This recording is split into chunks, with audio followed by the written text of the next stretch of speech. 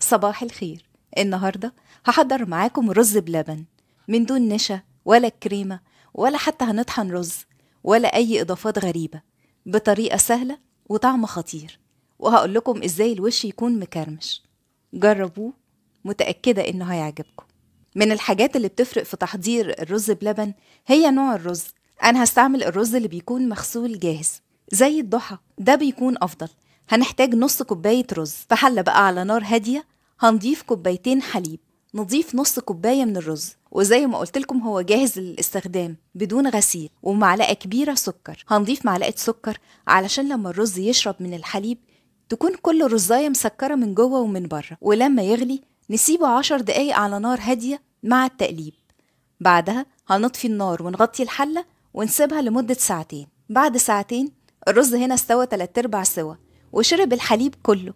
هنضيف عليه لتر كامل من الحليب، يفضل طبعا يكون حليب بلدي، ونص كوباية سكر ومعلقة صغيرة فانيليا. مقدار السكر ممكن تغيروه زي ما تحبوا، هو نص كوباية هنا كان مظبوط جدا. نقلبهم وبعدها هنرفع الحلة على نار هادية جدا، وأول ما يبدأ يغلي نحسب نص ساعة، يعني من بداية الغليان نسيبه على نار هادية لمدة نص ساعة، ونقلب باستمرار بالويسك، يعني كل 5 دقايق نديله تقليبة.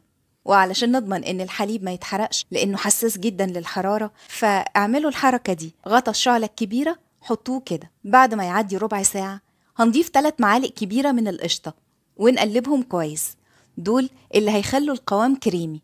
بعد الربع ساعة التانية هيكون الرز استوى والقوام تقل بالشكل ده.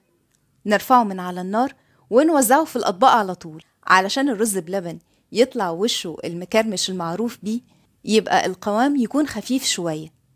كمان الوش المكرمش في البولات البلاستيك بيكون واضح أكتر من الإزاز. لما نوزعه في الأطباق هنسيبه لحد ما يبرد خالص ونغطيه بعدها وندخله التلاجة.